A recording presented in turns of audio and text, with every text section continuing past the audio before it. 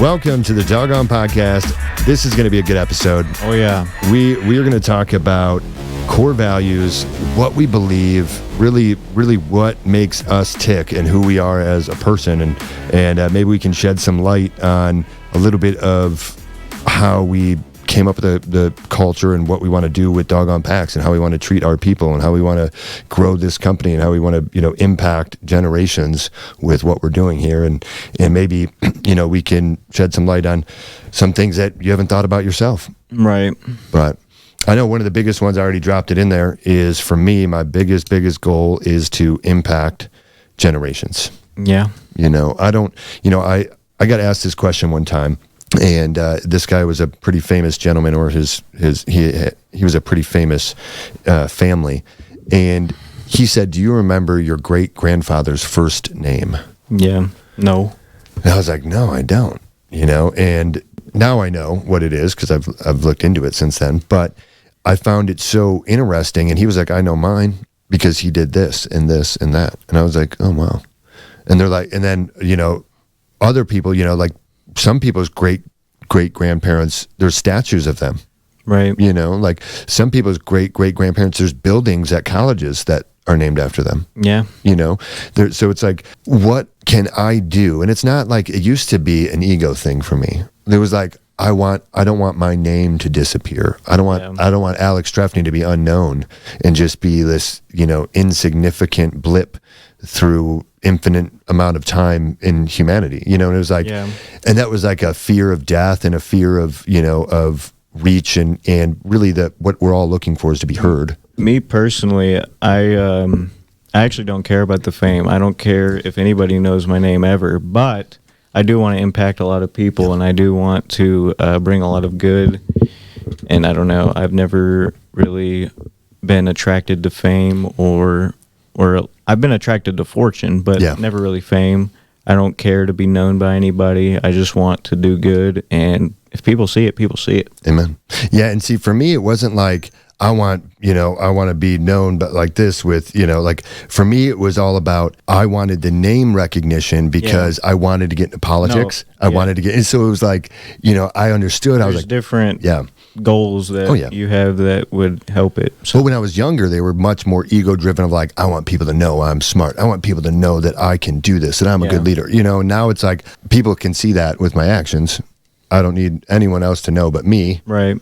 My mom, I always appreciate when my mom, like, I feel like she sees me who you know what I mean? So like that's always going to be like that thing, like, okay, cool. Yeah. I'm still good. As long as my mom thinks I'm not a complete idiot, we're good. Right. I mean, that's more of a, a primal thing even. Yeah. Oh yeah, for sure. But I don't know where I was going with that, but hey, it's, I mean, whenever anyone says primal, I just think of that one guy, what's his name?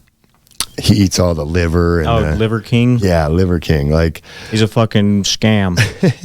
I just think it's funny, like the guy, he's worth hundreds of millions of dollars. He's trying to grow his brand bigger with all of his like intestine and liver and stuff like that, capsules and pills. And it's like, that's cool and everything, but like, you should have just told people you did steroids. It was obvious. It was just like, that was just everybody weird. knew. I don't know. I've seen so many videos of him and he just seems like a fake human being. Yeah. It's kind of like if we started this podcast and we were like, we are both business geniuses and we're going to show you how to grow a company. Like, we're both like, we don't know what we're really doing. We kind of have an idea a little bit, but everything we thought we knew is wrong so far. So yeah, here we are.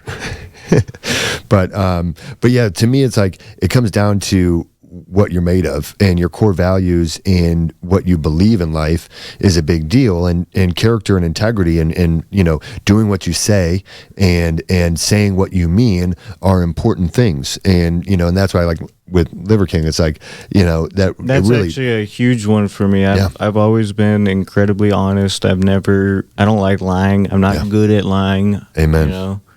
It's hard to keep up with all that kind of stuff. It really is. I'm not a good liar just because I feel too bad, and I always tell it myself. Like, I know. I will always like tell the truth, even if it's like, man, I shouldn't say anything right now, but like it's just like eating at me. I got a fucked up story about lying. What is it? My brother and I were younger, and we were like lying to our parents a lot, I guess.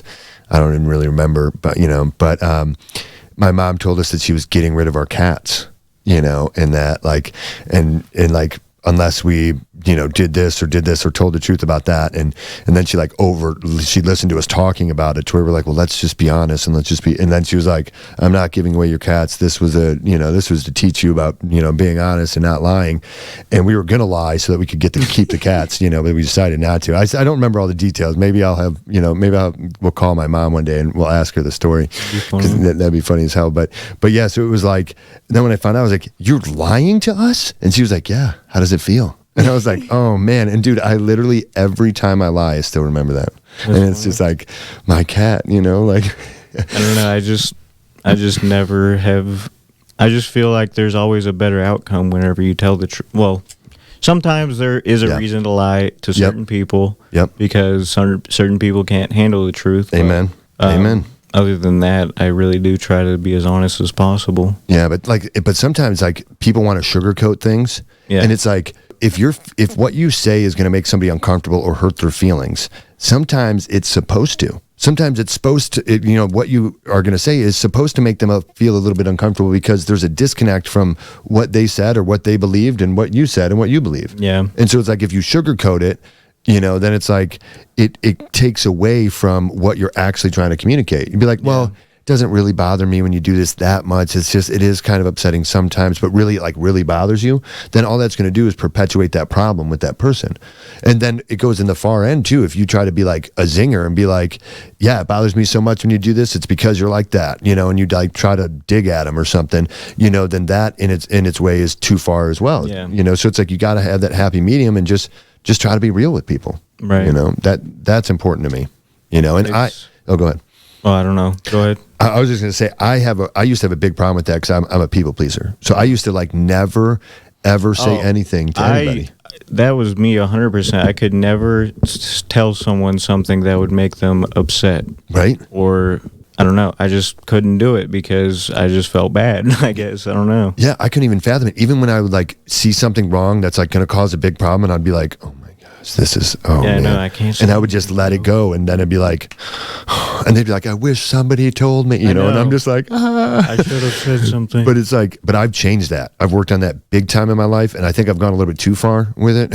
Yeah. Because now I've gotten a lot better with it just because my fuck level has gone down a lot. The older you get, the older you get, it's like your fucks just get worn down to where you're just true. Like I just don't give a damn anymore about anything. But I mean, I do. But you know what I mean.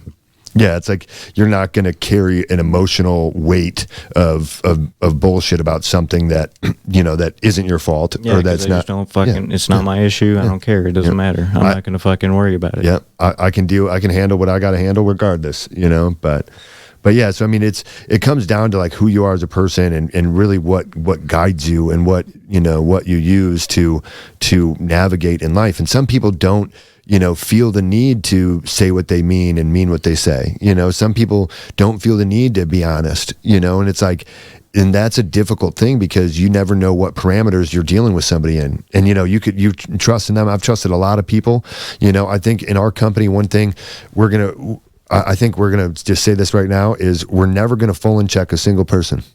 And we're going to define full and check as letting somebody go or telling somebody they're no longer with the company and then not communicating why or not giving an exit interview. I just understand who that is. Yeah, isn't that awesome? But we're going to call it full and checking because, you know, we're going to full and check. We're never going to full and check anybody, you know, because that's just actually really fun. You know, like that's good. I think I'm going to put that on our about page. I think I'm going to put, you know, you'll never be full and checked. We always, and another thing, we will give you 2 weeks notice. If you're not going to be working with our company, we want, you know, it's a mutual respect. A mutual 2-week thing. Yeah, like why? Oh, so the employee's supposed to give 2 week notice, but the employer is allowed to just be like, see you later? Yeah. No. I think you should be able to have 2 weeks no matter what. Like, oh, you have 2 weeks to go and find some other fucking place. I mean, either way, it doesn't matter. I mean, unless you're actually like harming your business or like harming someone else's, whatever they're doing. But see, that's the thing. And that's why I was full and checked is because he had that thought like he would damage my business or he would talk bad about, he would destroy my business. And so he felt the need to like isolate me away from everybody in order for that not to happen. But it's like, if you thought that about me, why were you doing business with me? I know. I don't know that. And that's why we'll never have anybody working for us that will ever have to treat like that, ever. Yeah, those people are just interesting human beings. Yeah. But So we will never full and check you. That is going to be a part of our culture for sure. I do like that one. Because that was my initial agreement there was everybody gets, or I get, 2-week notice, just like I would give him 2-week notice. And I get exit interview. And in that 2-week notice, I'd still get paid. So he did do that. He still paid me for 2 weeks. He held up to that part of it, but he didn't do my exit interview. And I literally agreed to that as like a contract through text. But actually, before I got fired, he said that he wanted to speak with me before I got started working, but I ended up getting fired before that happened. Yeah. Jeez. Yeah, probably the anxiety of him saying that he was going to speak with you was enough for him to be like, I'm just going to fire him so I don't have to talk to him. Yeah, I mean, the first thing I did when I walked in there was grab my smoker and put it in the fucking back of the car, and he was like, hey, man, are you going to work today? Or I was like, yeah, I'm just putting my shit in my car, Yeah. I'm just getting my shit done, and I'm going to come right back. And he was like, okay. And I don't know, he never talked to me. He never was like, hey, you want to talk about this or this or this or what's going on with this? Or there was nothing like that ever. He just full and checked you. Yeah, I mean, I think Alex was the only person who actually was a manager there at all. Yeah. So, well, and see, and that brings us to another thing. Like you said, hey, sometimes you have to lie, or sometimes you can't always tell the truth. I would definitely say, as a manager, sometimes you have to play both sides of the fence. And there's times that if an employee's behavior is bad, I have to acknowledge that to the owner. Mm-hmm. But it's how I do it, and it's the way I frame it. But if you don't do that, then owners are like, well, this manager has no idea what's going on because I can see that this person was late, or I can see that this person caused a conflict with this new person, or, and so there's a lot of times where I've been a manager where people are like, well, I heard you said this about me. I heard you said that about me. And it's like, yes, I had to be honest with what happened in that situation with you, but I also protected you this way. I also spoke up for you this way. I also gave reason this way of why this was done. So it's like, it's important to me that when we move forward and we have managers within our business that they are protecting the people that work for them. Yeah. Even from me and you. Like if somebody does something wrong and we're like, that guy messed up, and that manager comes to us and they're like, yeah, but this is why he did mess up, and it'll be his call. It'll be if I'm gonna put someone in charge, I'm gonna put someone in charge. Like, I'm gonna give you the reasoning and give you like the full, unless you're going completely haywire, you know. And that's called steward leadership. See, there's steward delegation or leadership, and versus gopher delegation or leadership. And this is a really, really big principle. Jason only understands gopher delegation or gopher leadership, and a lot of business owners only understand gopher leadership. And the difference is, go for this, go do that, do this, do that, this is how you should, why is this like that, hey, call this person, make sure this happens. That's just you delegating and saying, like, for example, in the 7 Habits of Highly Effective People, he's telling a story about how he only has a little bit of film on his camera, and he's trying to capture his son's wakeboarding tricks, and you got to do it at the right time because there's a slight delay. This was an older camera back in the day, and so he's driving the boat, and his wife is going to be the one taking the pictures. So then he's like going with her, and he's like, take it, no, don't stop, oh wait, go, no, do it like this, take it, and he's like trying to instruct everything, every little step, and it was like agonizing for his wife. The pictures didn't come out good, and it was just not a good experience because that was just go for delegation. Instead of being like, make sure you get it in the frame, it takes about a second for delay, so you want to get it right when he hits this part. Dictatorships don't work well. Amen. Because it's like you always exhaust the gophers. Yeah.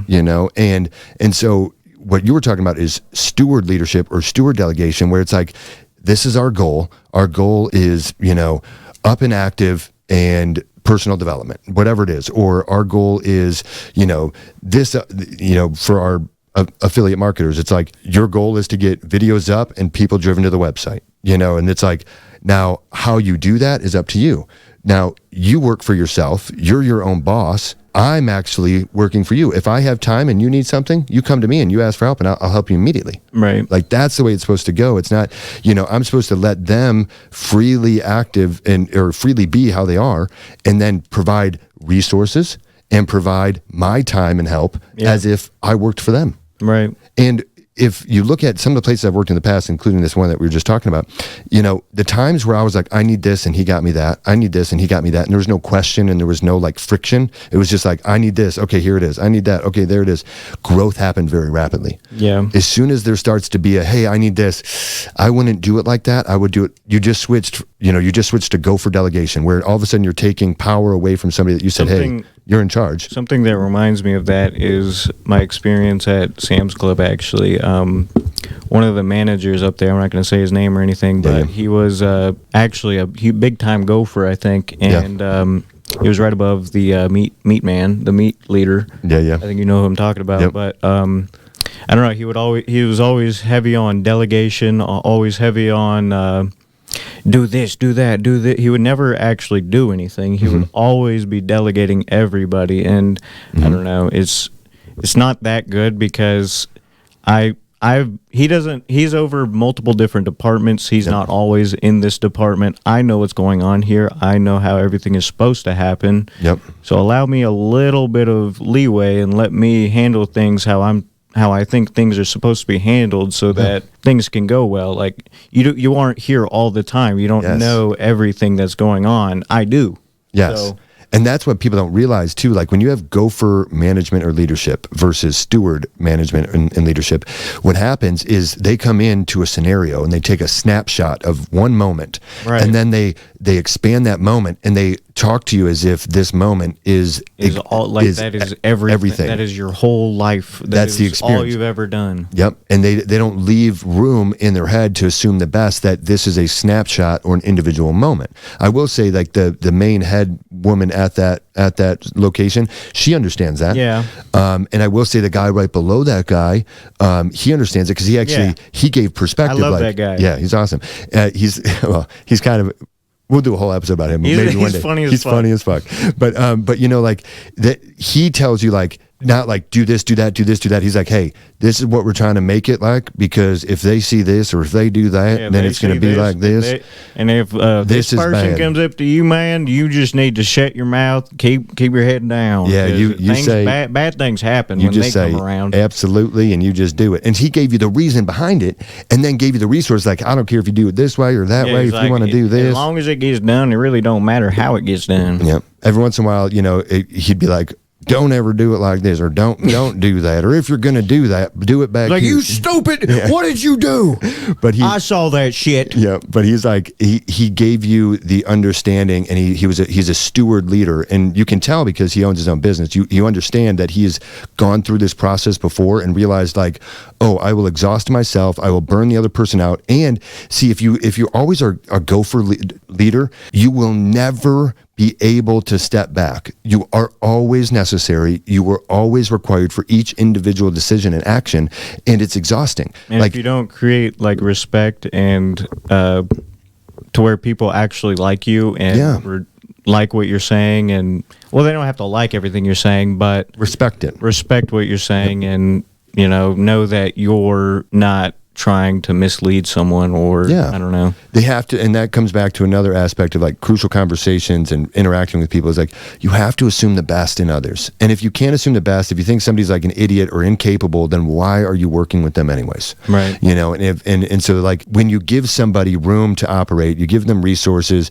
and you help them, what that does for you is that alleviates work and stress from you. Because now if that person understands why, if they are responsible for those tasks and they understand what you're trying to accomplish, they can get you that result, and you don't have to actively be there being like, go for this, go for that, go for this. Yeah. And I think that's one of the most important things is who we are and what we believe is going to translate into our company.